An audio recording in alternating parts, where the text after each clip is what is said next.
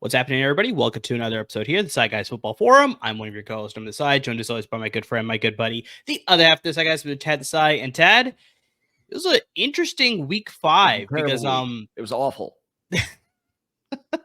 Colts get a defense, please. Speaking of defenses, I mean, we had a 100+ yard fumble return in that Seahawks and Giants game. Great. We had a 100-yard interception return in that Broncos and Raiders game. Speaking of which, Patrick Surtain with 2 interceptions in that game. That guy is just lights out good. So or the Raiders are just that bad. I mean, you can sort of couple both together there. Bit of both. The Niners had a blocked field goal in their game. Mm-hmm. Yeah, there's a lot of just wildness that happened across. We just saw a 300-pound man run it for about 50 yards tonight. Make a one-handed interception. That was on top of it too. That was insane. That was scary. That dude weighs literally he is 2 of me put together, and he could chase me down in 3 seconds.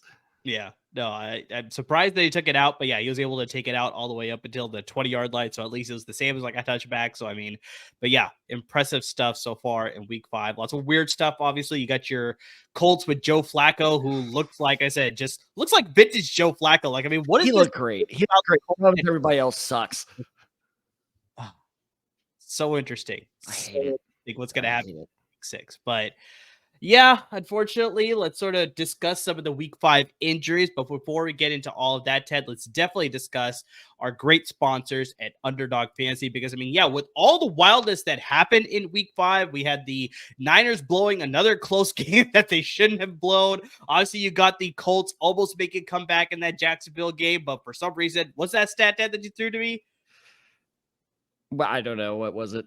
Oh, the Colts have not won at Jacksonville. Oh, the Colts haven't. No, I actually had it wrong because I actually had fact checked myself this morning. So the stat I sent you was the Colts have not won in Jacksonville in 8 years. That's incorrect. They have not won in Jacksonville in 10 years. 10 years. Wow, a near decade they have not won in Jacksonville. That's surprising. I was a freshman in college last time Indianapolis won in Jacksonville. That is wild. That is wild stuff. But yeah, with all of that, this is why it's fun to bet with our good friends at Underdog Fantasy, because they also give you the insurance pick. So, I mean, it's in case your running back gets vultured at the goal line by another running back, you get what's called vulture protection. So it's you get your money back there. If you make a bet and you miss a couple, you get some of your money back anyway. So, I mean, guys, that's why it's always fun to play on the Underdog Fantasy platform, because you sort of got all these insurances. You get those free picks where I think it was Dak Prescott over half a yard, total yards or whatever in that game. So it's you got those gimme picks. So it's they're trying to help you win some money for you guys. So, I mean, get into the action. Use our promo code DESAI. That's DESAI. You can double up on your initial deposit of $10 or more, up to $500, courtesy of our good friends at Underdog Fantasy. So, I mean, guys, you can bet on the Royals, just even the series with the New York Yankees. You can bet on the division series there in the MLB playoffs.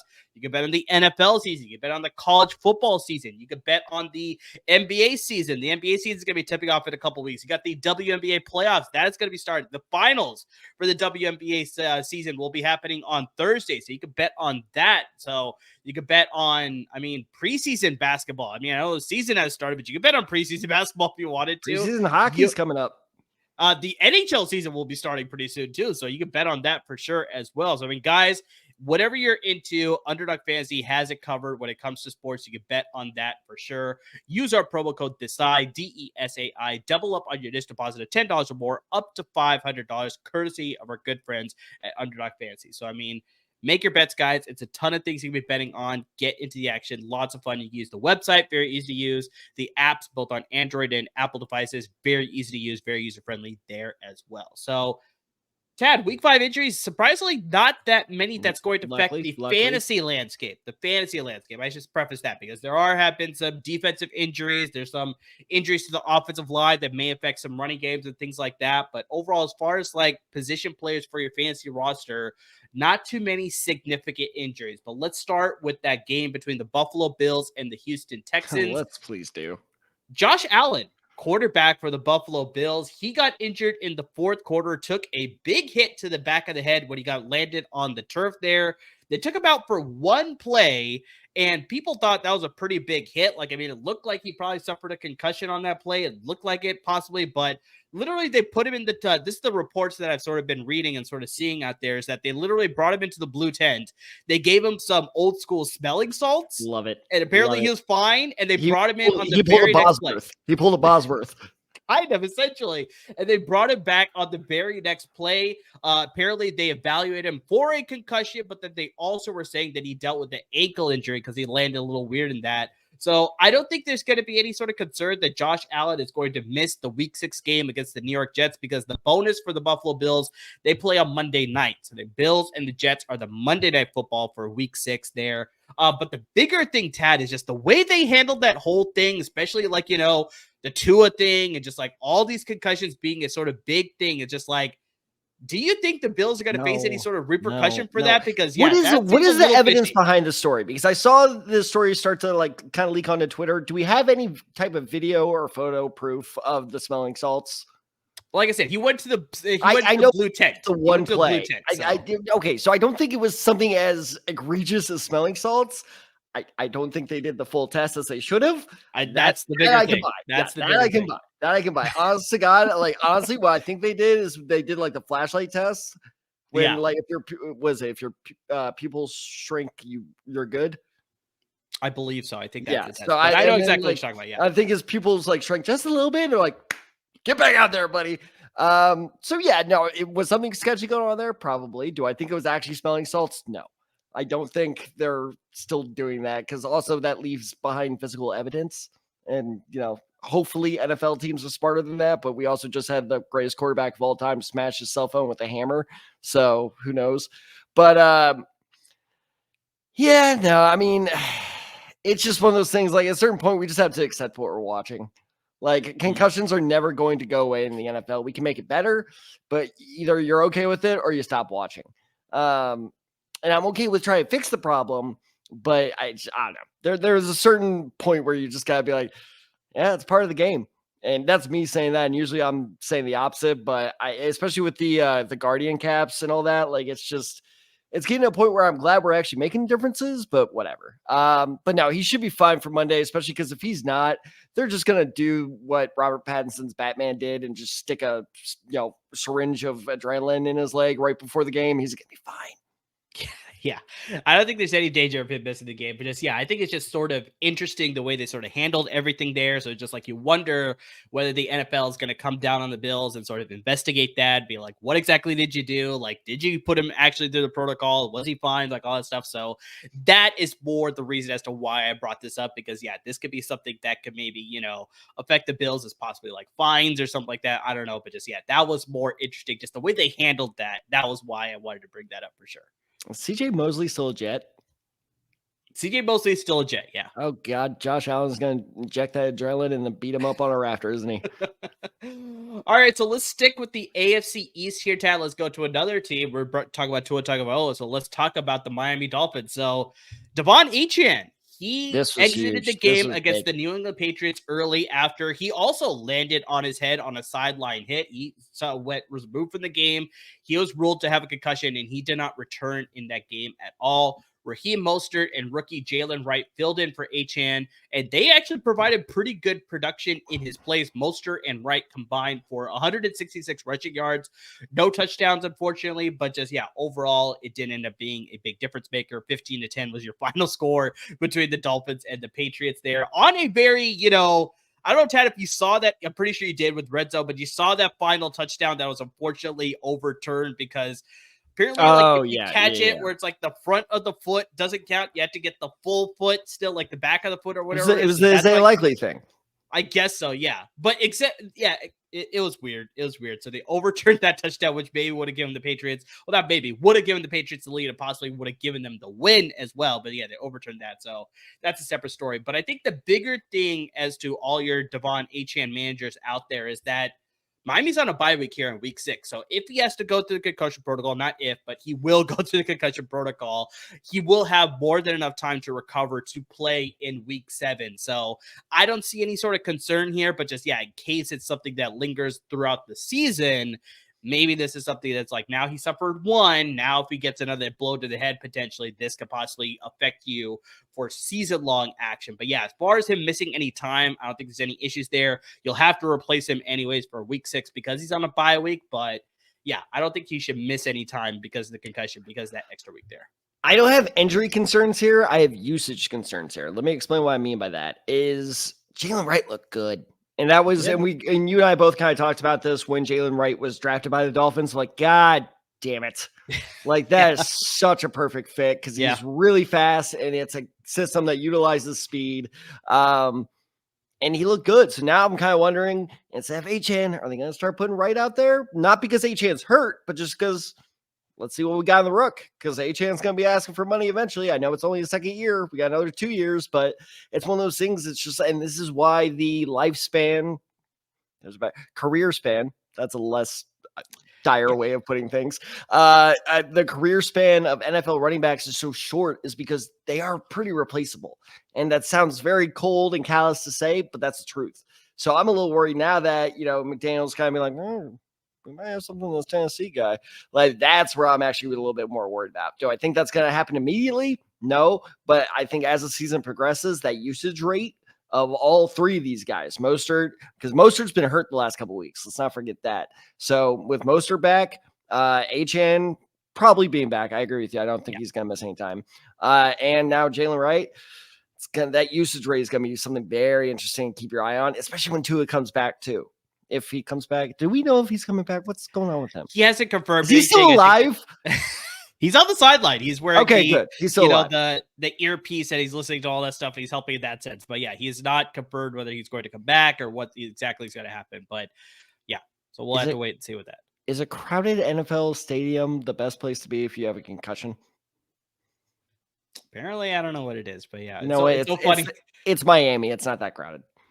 It's so funny you're bringing about like lifespan of Devon Achane there. I don't know if you saw the video that was going viral, but Terry Bradshaw during the Fox postgame or whatever, they're talking about the Browns games and how terrible Deshaun Watson has been. And so he said, maybe it's time to put down Deshaun Watson. And he went through a little bit more and how long had to be like, okay, maybe put down's a little extreme, but I think maybe bench is the right Terry's pulling an old, he's old yellering Deshaun Watson, my God. Yeah, it was kind of funny. Then Gronk was like, I understood what you meant. It was kind of funny, but just like, two in the chest, one in the head. My God, Bradshaw, relax. But honestly, Deshaun Watson needs to be benched because, it is rough there. It's crab legs time.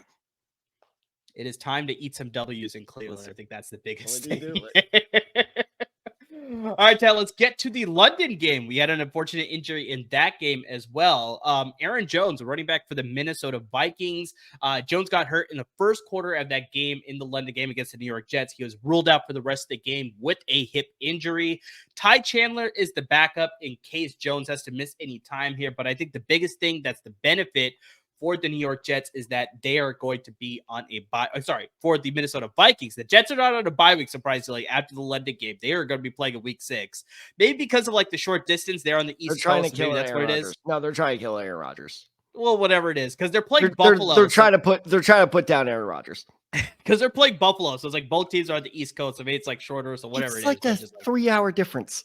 Yeah. So whatever it is, but just like the Jets are not on a bye week, surprisingly, but Minnesota is. So I think that's the bigger thing that sort of benefits all you Aaron Jones managers is that with the bye week, maybe it gives them an extra time to heal, extra time to do some tests, whatever it is. But overall, you will need to find a replacement for Aaron Jones with Minnesota Vikings being on a bye week here in week 6. But the hip injury, I mean, they're saying that it could be something not too significant, but there could be some potential for him to miss maybe 1 week even after the bye week too. So, I mean, we'll have to see about that. But that could be a blow for the Minnesota Vikings because, Aaron Jones has been effective, but in the time that Ty Chandler had to replace him, especially in that Jets game, not as effective. So yeah, that could affect the offense overall. Not nearly as effective. And that is exactly where I was going to bring the conversation is, Aaron Jones should feel really good about himself. I know you're hurt, buddy, but like, look at what that offense was when you went out. That offense was not the same. Yeah. And like everyone, rightfully so, is singing Sam Darnold's praise. And I'm not saying that's, invalid, but what I am saying is I think a lot of that is the versatility of Aaron Jones. Do you know how many fantasy points Sam Darnold scored this week? It was not a lot because, we brought it up on our podcast. We said to put him as a sit because it was just a tough matchup, the London game as well. So I want to say like maybe 13 points possibly. Like, I don't know if you have the actual number. At least in my league, 4.8. Yeah. Very bad. and it's just like, that's the whole thing. It's like, it's just that entire offense just flatlined. Like as soon as Aaron Jones left. And Ty Chandler is actually not a bad fantasy pickup. He's neither one of our picks, spoiler alert.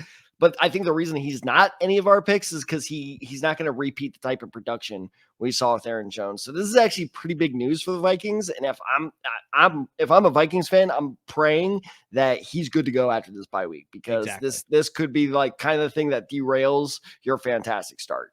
Exactly. I agree with that 100%. Let's get to a more significant injury here. The leading receiver in the NFL. He suffered a hamstring injury in that Buffalo Bills game with the Houston Texans. That is Nico Collins. So yeah, that's going to be a big one potentially. I'm not going to spoil the Niners injury we're going to talk about, but I totally thought that's where you were going with that. No. We'll get to that. That would have been a great bit. Anyway, so yeah, the Nico Collins thing was weird. It was right after he caught that touchdown, right? Yeah, he literally scored on an absolute bomb of a touchdown by CJ Stroud, and then you could see him like he was slowly. He just like walked into the end zone, dropped the ball. It was like, I'm hurt. Well, you could see a little bit limp on the replay. That's like, okay, there's clearly something wrong there. Then yeah, he literally just like, it was like a walk-off touchdown. I was like, okay, I'm done. That's it. I'm done. Didn't celebrate or anything. He just like walked away. And it was just. Okay. Yeah, so he left the game with an apparent hamstring injury. He did not return to the game. In a press conference today, head coach D'Amico Ryans has said that Collins is labeled as week to week with a hamstring injury. He also said that these injuries sometimes take a couple weeks, and so I think they're sort of anticipating that Collins may not be able to suit up for the next 2 weeks at least, if not possibly longer. But there's definitely probably looking into that. It hasn't been confirmed yet, but it's looking like Nico Collins will at least miss 1 week, if not more than that for sure.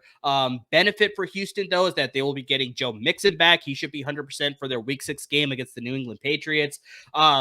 In place of Nico Collins, obviously, Stephon Diggs will see a lot more targets for sure. And maybe we'll finally see involvement by Tank Dell, because I mean, he's been healthy, but just unfortunately, he's been falling by the wayside with the emergence of obviously Nico Collins having such a sensational season. And then obviously the acquisition of Stephon Diggs. They've sort of been taking the glut of all the passing targets in this Houston Texans offense. And so, yeah, maybe we'll see some Tank Dell now. I also think that a guy that was getting a lot of targets in this game against the Buffalo Bills, a sneaky option if you're in a deep league. My pick. Don't you do it. I don't know if you made this pick, but yeah, Xavier Hutchinson. Oh, no, that was not my pick, actually. Okay. No, Xavier Hutchinson. I think he was getting some good targets in that game after Nico Collins stepped out. So as in your deep league, he could potentially be a guy that you want to sneak up there. But just, yeah, Tad, how do you feel about the Houston Texans passing offense overall without such a productive player in Nico Collins now, potentially for anywhere between at least a week to maybe 4?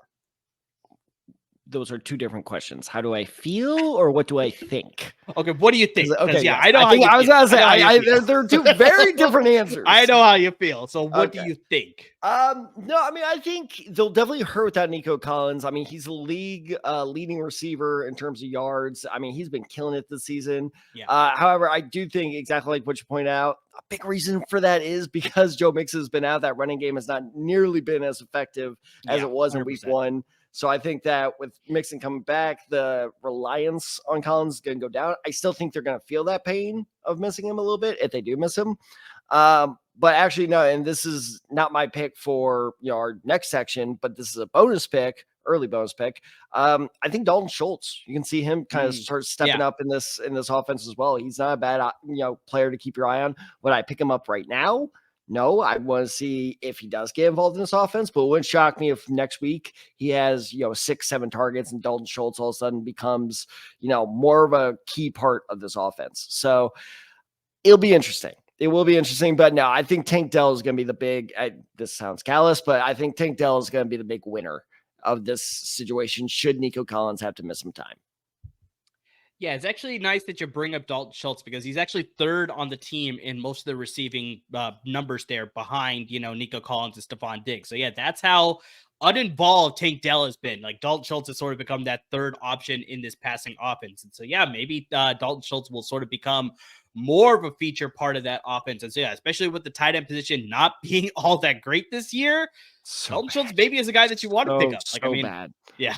So we'll see how that plays out. So yeah, we'll have to close this out, Tad. But yeah, you sort of brought it up a little bit earlier there. But yeah, kicker here, injury here. Jake Moody of the San Francisco 49ers. I want to know what deity I pissed off when I was born, where, you know what, fantasy injuries happen. I get it, it's part of the game. How does my fantasy kicker get hurt? Well, Tad, I'll tell you how it happened. So on a kick return towards the end of the second quarter of the first half, obviously Moody attempted to make a tackle on a return. He ended up getting his ankle rolled. This proved to be, honestly, in that game, it proved to be a little bit of a difference maker. The Niners defense was terrible anyway, so it would have made that much of a difference. But they had to go, Tad, for a 4th and 23 in that game because Jake Moody was hurt, because they really just had no other options. Like Kyle Shanahan said, he had to be aggressive. They said that during like the halftime, report or whatever. Aaron Andrews said that. So it's like, yeah, it was 4th and 23. They ended up going for it. They obviously did not convert it, but that played probably a difference as far as the offensive aggressiveness, conservativeness, whatever you want to call it. So that affected things. Moody suffered a high ankle sprain and is looking like he'll miss anywhere between 2 and 4 weeks, if not maybe longer than that. We'll see about that. As of right now, they're bringing in 4 kickers for a tryout because remember, Tad, I brought this up, but they're playing on a short week on Thursday against the Seattle Seahawks. So they don't have a lot of time there to audition kickers to get a guy to replace Jake Moody for the interim here. The only kicker that I can confirm for you as a name that they've auditioned is Riley Patterson, formerly of the Detroit Lions. But yeah, this is, sort of reaffirms something, Tad, that we brought up when we did our offseason episodes. That's like, this is why you don't invest in a kicker early, because these things happen, unfortunately, on freak injuries like this, especially with the changes in the kickoff rules. It's like, yeah, we may see more potentially things like this happening, less of like the give ups. I think, Tad, I texted you this when it happened. I was like, Tom Brady was doing the broadcast, and he said every time Steven Gostkowski would do a kickoff, I would get nervous when he'd run down there. Because like, I don't want this guy pulling a hamstring. I don't want this guy rolling his ankle. It's like, yeah, these are the things that can potentially happen on a kickoff return. And so, yeah, this unfortunately happened for the Niners. But yeah, if you have Jake Moody, unfortunately, use your IR spot on him, I guess, or maybe just safe to drop him and stream other kickers. Because yeah, he is going to be out for at least a month. You're not Fred Warner. Yeah, that is true. That is true. And Tad, I'll let you go. He's 100 pounds heavier than you. Really quick, as we transition into the second half of our segment here, bring up our waiver wire picks. I'll let you go on the diatribe that you were going on as that injury happened. We were discussing it about how you feel about roster construction. Okay. So here's my whole take on this is I said this when fucking Ndamukong Suh started kicking field goals for the Lions because their kicker got hurt like 1,000 years ago. And it makes zero sense to me why a team will have 7 receivers. It's like, oh no, that 7th receiver is really important. Why? Put a running back there. Put your fast ass like backup quarterback there. Like there are 1,000 options for that receiver. Apparently no one else can kick when the kicker goes down. So why are roster spots so valuable that you don't have a backup kicker? It makes zero. Before people start screaming at me like, well, there's an emergency kicker. When was the last time that worked out? Ocho Cinco, who by the way missed an extra point. It was either an extra point or a field goal. Is like, that's the most famous example of an emergency kicker working out. Sue worked out because he kicked like 2 extra points. Point being, though, is like the whole, it's an emergency kicker. Well, clearly that's not a good option because we just saw the Cowboys. Was it the Cowboys? I'm pretty sure it was them. It was like 2 weeks ago where the Cowboys kicker got hurt and they couldn't kick extra points. And that's why they lost one of their games because Aubrey was hurt. And it was just like, I don't understand why a backup kicker is such a ludicrous idea. Because if they're all of a sudden this fucking valuable, like everybody loves to make fun of the kicker until the kicker's gone, and then all of a sudden it's like, oh shit, we kind of miss our kicker. So it's like, get a fucking backup kicker. No, like I said, it's sort of everything that you said made sense because that's exactly what happened to the Niners too. Like I said, they went for it on 4th and 23 when normally they probably could have Moody in there and attempted a field goal. I don't think for sure he would have made it, but it's like it's still you have more confidence. That's like we have a good shot to get some points here instead of going for it on 4th and 23, fell up way short, giving Arizona the ball with a short field sort of thing there. So it's like, yeah, these sorts of things happen. Unfortunately, they're freak injuries, especially like I said, with the kickoff rules changing. This may happen potentially more often. So yeah, honestly, it's like you don't sound that crazy to me. Like, I mean, this is sort of a valuable thing that maybe they need to explore doing more often because yeah, that can affect things, especially like what if this is a playoff game? Now you're completely screwed. We've seen this happen in playoff games where the kicker's gone down and they're like, oh shit, we got to go for 2. There was an example like 2 or 3 years ago. I can't think of the specific team. I think it was the NFC North team, but it doesn't matter. But here's another crazy idea of, okay, fine. Crazy football people, Alro, you want to argue? No, that 7th wide receiver is needed because of X, Y, and Z. Okay, fine. Then let's do something else crazy when the next CBA negotiation comes around. Now, this is a radical idea, so stick with me. You ready? We go from 53-man rosters to 54. I know it's crazy. I can already hear the screaming. Everybody calm down. The world will still spin. Hopefully. I think so. That's a lot of extra bodies on the sideline. I'm not sure. Yeah, no, I think 100%, like, especially once you get to like the playoffs and you're eventually playing for a Super Bowl too, it's like, you know who your playmakers are. So it's like the need of that 7th wide receiver or 6 defensive back. I'll probably give you maybe a little bit more there, but it's just like the need for that extra position player. It's like, maybe you don't need that as much, but it's good to then get a kicker. So then in case you're in a crucial position in the postseason where it's like, you know who your key playmakers are, who you're designing plays for, this is where it's like, okay, it's good to have that safety net in case something were to happen. So it's not too crazy in my book, at least. And before people are like, special teams, no backup, like 3rd string guard is playing special teams. Get the fuck out of here. Yeah. Interesting stuff there. So obviously, this is an issue that's been driving me nuts for years. That's fair. That's fair. All right, Ted. So let's transition here. Obviously, we're talking about all the injuries there. Let's get to our week 6 waiver wire picks. Quick note to everybody out there. This is the second week where we have bye week. So the teams that are on a bye week this week in week 6 are the Kansas City Chiefs, the Los Angeles Rams, the Miami Dolphins, and the Minnesota Vikings. So yeah, if you have any of those players rostered. Yeah, especially if you got a lot of players, obviously, like, you know, Los Angeles Rams, Kyron Williams, obviously Patrick Mahomes, Travis Kelce, Justin Jefferson, you know, those are guys that's like, if you have them rostered, they're not going to be playing this week for sure. So, Tad, why don't we give them some picks here? We'll start at the quarterback position. I'm going to lead this one off here. He's the hot name. Kirk Cousins, my boy, quarterback of the Atlanta Falcons. My boy got my actual boy 27 points. I love you. And yeah, I think this is the reported numbers as of recording right now, but I bet you these numbers are definitely going to shoot up as we get to closer to week 6 here, especially after the waiver wire period. 45% rostered in ESPN leagues and 51% rostered in Yahoo leagues. So, I mean, Ted, Cousins clearly had like not the best game of the season for sure, but arguably the best game of his career as well. He threw for over 500 yards, set a career high there, had 4 passing touchdowns, only 1 interception. He scored 41 fantasy points in PPR leagues, easily the QB1 in fantasy leagues in week 5 that week.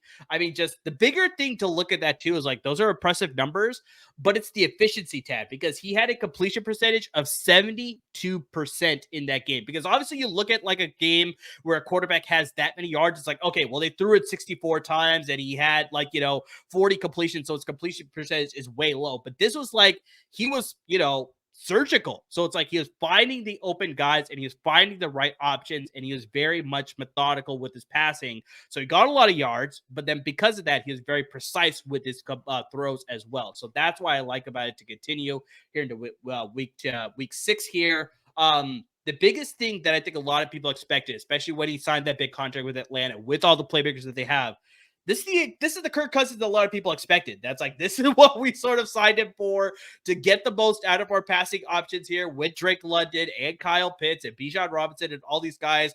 Darnell Mooney is having such a sensational season with Kirk Cousins under center. The amount of targets that guy is getting is insane. Yeah, so I mean, it's like this is what a lot of people expected. It took 5 weeks, but I think we're finally getting to a point where it's like, okay, Kirk Cousins is comfortable in the offense.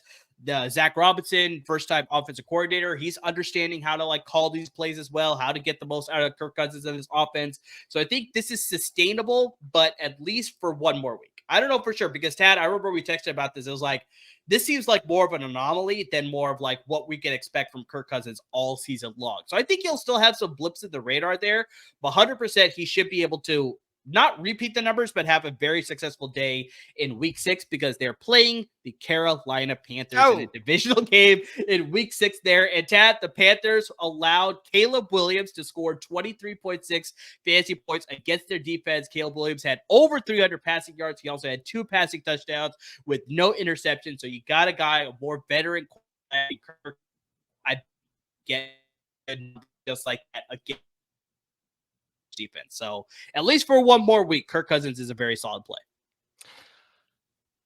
Amir, do you know the 3 most powerful forces on the planet? Tell me what they are. They're completely unstoppable. The first one is obviously gravity. You can't beat gravity. Second one is the power of love. The power of love. No, I know. Okay, I got it. Sure. Okay. The third one is primetime Kirk Cousins. There's nothing being also October Kirk Cousins. October Kirk Cousins is also on another level. That's number 4, but you know it's not quite unstoppable. He sometimes loses in October. That man does not lose after 8 p.m. After 8 p.m., he will win that game. So no, I completely agree with everything you said. I think that he's a great emergency starter. But it's like if you have, Jaden Daniels is a bad example because he's fucking killing it. If you have, like an Aaron Rodgers type starter and he's kind of like waffling back and forth, like he's good, he's not good, he's good, he's not good.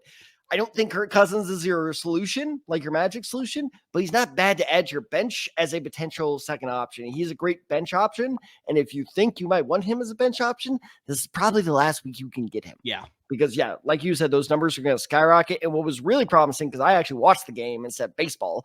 Baseball's exciting stuff, man. That was a great game, actually. You missed the Alonzo walk-off. I'm so mad. So mad.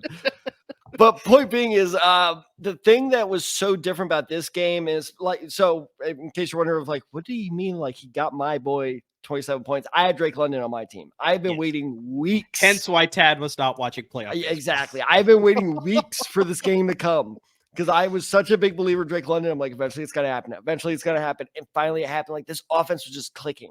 Finally, it just looked like a flowing, competent offense. And I think that this is why I wasn't panicking too much with the Falcons, is because I think it just took some time to get their flow in there, and it's there. And no, I think we're going to see Kirk Cousins of old, where it's not much different than last year, really, where it's like, oh, the Vikings are playing, I don't know, who was a sucky secondary last year. Let's go for it. The Vikings are playing the Panthers. I'll play Kirk Cousins against the Panthers.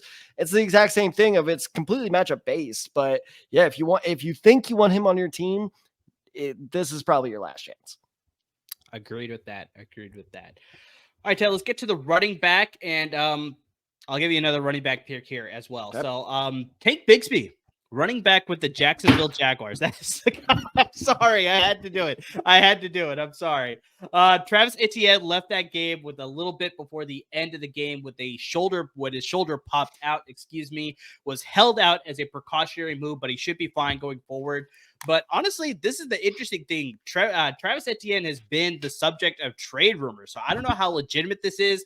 Jaguars have never confirmed anything like that as far as like this is a guy that they potentially may be moving or whatever. But I think just the bigger thing is just they have that option because Tank Bigsby has been playing so well. Like, I mean, Bigsby had himself – sorry, Ted, I know it came against your Colts, but he had a hell of a game. He racked up over 100 rushing yards. He scored 2 touchdowns on the ground as well. And this is also coming off a game in week 4 where he ran for 90 yards off of only 7 rushing attempts against the Houston Texans, who have a very good defense as well. So he did this in back-to-back weeks where he's providing lots of good rushing yards on the ground, obviously there.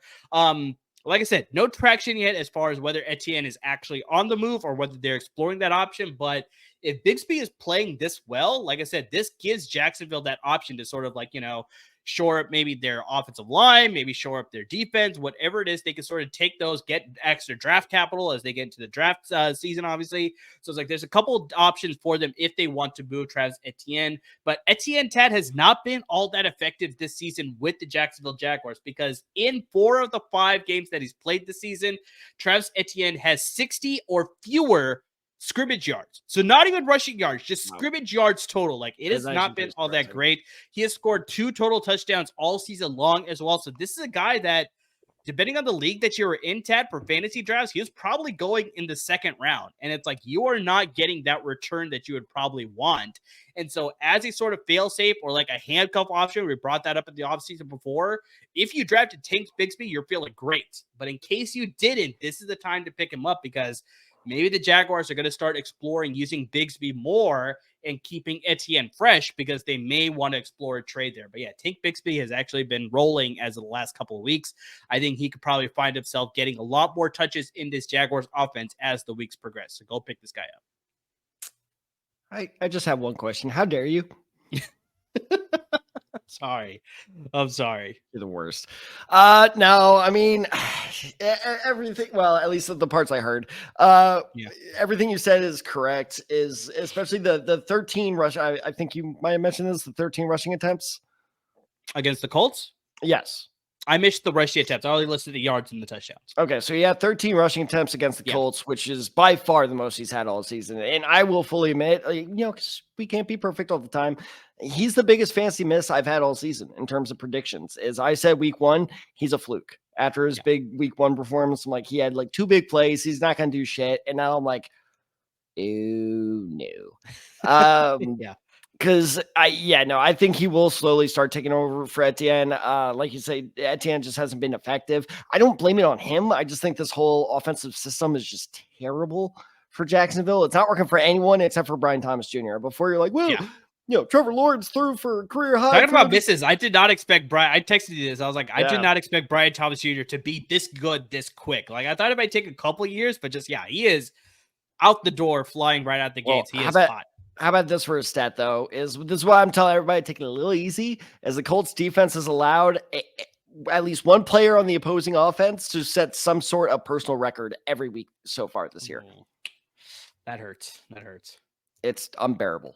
But point being is, no, I think Bigsby will slowly start taking over as the lead back. And so, no, he's absolutely worth a pickup. I just haven't given much thought because, I'm so good that, I'm not first on the waiver wire. So, I probably won't get him, but, so it's not really worth my time. I'm so sad. Anyway, point being is, just, non-fantasy talk, though, is do I think Etienne will get traded? No. Or at least I should say not in season. I think they'll hold on to him in season unless if Dallas, here's the one wild card is Dallas. How desperate does Dallas get? Because if Dallas throws I don't think they'll throw a first, because how Jerry loves his first. I think if Dallas throws him a second, that's going to be hard to say no to.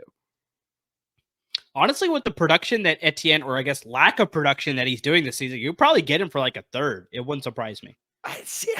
For me, it would be different if Jacksonville was like a contender and they need, like you said, like, okay, we need to shore this up so we can like make the wild card. It's looking like Jacksonville's going to be a top 5 draft pick team next spring. So that's why I'm like, why would they just sell off Etienne for scraps right now? Now in the offseason, that's different, right? When they know where every team is, Dallas is, I don't know, number 20 in the second round, like compared to Los Angeles, who's in the 30s, like upper 20s, like if that makes sense. So I don't know. To me, it doesn't. If I'm the GM of the Jags, it doesn't make a whole lot of sense to sell him in season unless I get like an offer I cannot refuse. That's fair. So we'll see how that all plays out. But who are we? The Sacramento A's? Sacramento A's. Yeah, that's going to be hard to digest. I'm sorry. I don't know why I did that one. That was totally. It's going to be hard to digest as we get closer to that. It's all right. They're still better than the goddamn Cardinals. 2025 there. All right, Taylor, let's get to the wide receiver position. This is where you sort of come into play here. I hate him. It was a great streak, but Steelers, I'm sorry, your streak is over. Because it's goddamn Jalen Talbert.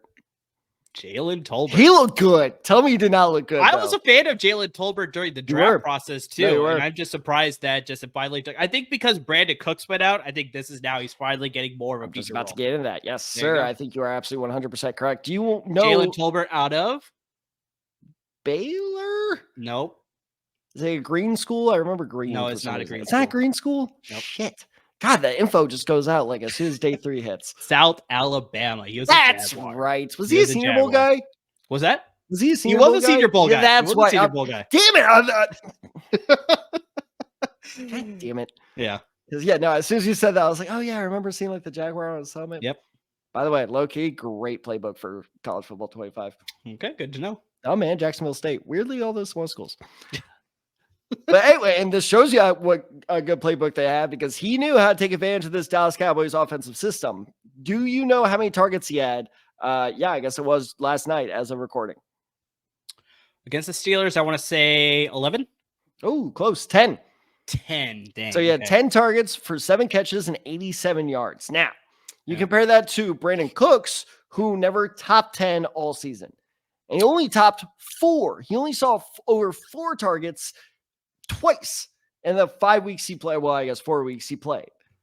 So Brandin Cooks, while he has missed in this offense, he's not missed all that much. Yeah. It's like he wasn't all that effective. So that's the biggest part for me is not only is Jalen Talbert now the unquestioned wide receiver 2 in this offense behind CeeDee Lamb, but I'm not that worried about when CeeDee Lamb comes back because if Talbert can be this effective moving forward for the Cowboys, I think he can cement himself as like, hey, I'm the new guy in town. This is my, this is my role as number 2, you're number 3, get back there. I think that's a very real possibility of happening. So if you're a little, and this is more for the deeper leagues, if you're in a 10-man league, this is a riskier pickup.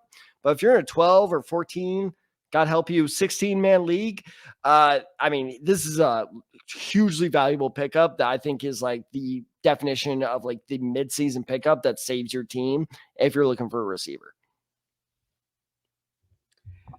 I agree with this. Because like I said, I love Jalen Talbert during the whole draft process. I was like, the Cowboys getting this guy, it's like, this is a great, additional piece. At the time, they had Michael Gallup. They had CeeDee Lamb. I think they had just signed Brandin Cooks. So I was like, this is a really good arsenal of weapons for Dak Prescott. That was still when they had Dalton Schultz as well. So I was like, this is a really good aerial attack.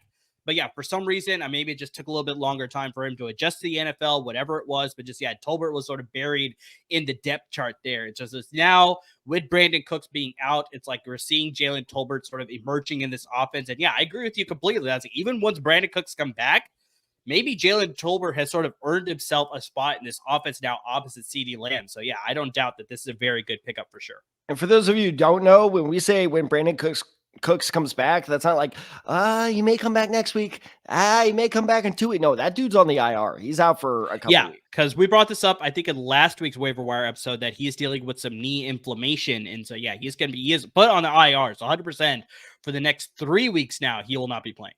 So, no, yeah, I think he's got that spot pretty locked down. And speaking of people who's got spots locked down, Packers have got them a tight end. Yeah, I remember, Tad, during our draft episode, because they went twin tight ends in that draft. They drafted Luke Musgrave, and then they followed up and they picked the guy that you're about to speak about, Tucker Kraft. And we're like, who is going to be the guy? Because I remember we were huge fans of both of them. And that was the hard part. We were like, we love both of them. Like, what's going to happen here? Who's going to be the guy there? But clearly, the Packers have found their answer. I'll let you speak to that. No, Tucker Kraft, dude. And I think he was a sit for me last week. I said something. I don't remember. Yeah, I said something bad about him last week. It was either sit him in our start sit episode or don't pick him up in our last waiver episode. And I think it was don't pick him up. I think that's what it was as well. Yeah. So I'm gonna walk that back. You like my little Spy Kids fingerman? Yeah, I was gonna say you could have gone Michael Jackson and moonwalked back, but you're old school. Yeah, I was about to say generation newer school. Newer school. I was about to say Spy Kids, old school. My God. Yeah, it's kind of old movie now. It's like I'm back in the classroom. But look, these stats are insane. So over the last 2 weeks since Jordan Love has come back, Tucker Kraft has seen 14 targets and 3 touchdowns. It's a Jordan Love effect. Clearly, he is a Jordan Love has Tucker Kraft as one of his all-time favorite targets. And here's another insane stat. Over under 80 Attempts for Jordan Love over the last 2 weeks. Passing attempts. Over the last 2 weeks? Over the last 2 weeks. I'm going to say over. I'm so unfair. I don't know why I do this. It's exactly 80. Exactly 80. It was exactly. Of course it was. But that's insane. 80 attempts over the last 2 weeks. So the Packers are throwing it a whole hell of a lot, which is, dude, can you just give it to Josh Jacobs? Just give it to Josh Jacobs. He scored a rushing touchdown. Yeah, barely. Doesn't matter. It still counts. Stretch the arm. It gave me a heart attack. But point being is they're passing it a lot. Clearly Jordan Love loves, not planned, giving it to Tucker Kraft. And then you look at their, 3 of their next 4 opponents. It's Arizona, Detroit, and the Texans. None of those and this is weird to say about the Texans, by the way, but none of those defenses really scare me. The Texans defense has been not terrible, but they've allowed quite a few points up to some, opponents they shouldn't have. The other 2 defenses are just terrible. Like they have a couple good players, but yeah, they don't scare me. So I actually really like Tucker Kraft moving forward as again, people, I dare you to try to find a good tight end. Just take what you can get. Yeah, it's kind of rough out there. But I think the bigger thing as to why I like Tucker Kraft going forward is just that we sort of heard the news about Romeo Doubs just sort of having a disagreement with the coaching staff. And so he got suspended for 1 game. But it's like, what does that mean for his future as well? It's like, is he going to still get limited snaps? Is he going to get involved in the offense? That's a big question mark. Dontavius Wicks, he was the hottest name on the waiver wire because of the Romeo Doubs news. You know who Dontavius Wicks is, by the way? Sorry to interrupt, but he's the Lance Moore of this year, where it's like he's going to have some good weeks, and you're like, oh, let me pick him up, and then he's going to have like 2 points for you. But so far, he hasn't had a great season, but just all of a sudden, everybody was clamoring to pick this guy up because of the Romeo Doubs news. And it's just like he did not have that great of a game this past week. So it's just like maybe with, opposite Jaden Reed, it's like Tucker Kraft has become that reliable option for Jordan Love of the passing offense. And so it's like, yeah, if you have Jaden Reed, fantastic. I think he's going to continue to produce. But then I think if you're able to pick up Tucker Kraft, if he's available out there, Tad, I don't know if you have the roster percentage on Tucker Kraft as far about as ESPN 70. League. He's rostered in about 68% of ESPN leagues. So it's not like a huge amount, but still 30 is not bad. Yeah, if he's out there 30% of your leagues, then I mean, it's just like, yeah, go pick him up. Or even honestly, you could probably still trade for him if you wanted to. Like, I mean, this is a guy that could possibly be dependable based on, everything that we said about the tight end position. It's like nice to have a little bit of consistency, and maybe we'll get that with Tucker Kraft. I'm trying to think maybe like a Jordan Addison. Like if you throw in a big name that's like kind of doing the same thing, but like Jordan Addison, I think is kind of the same way. Like I was talking with Dontavius Wicks, where if you throw in a name people know, but it's not going to do great on a consistent basis, that could. Name we just brought up, Travis Etienne. I'd probably throw him in a draft. Excuse me. Yeah, that would be almost instant yes for me. Even if I had Etienne, or if I had Kraft and you offered me Etienne, and I'm an expert at this, even then I'd be like, but it's Etienne.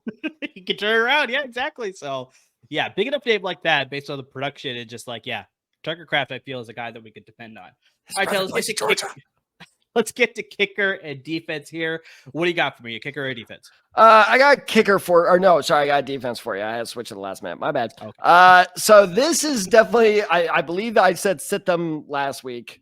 And you did. Yeah. You did. Oof. Damn, did they make me regret that?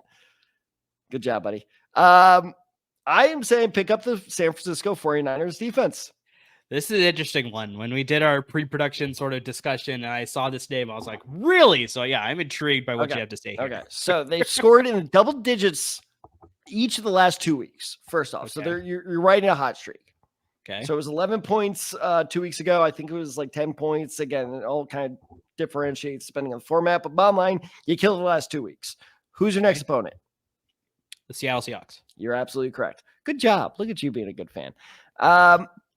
The Seahawks have allowed all but one of the defenses they played to score at least 7 points this season. They allowed the New York Giants defense to score 18 points on them this past week.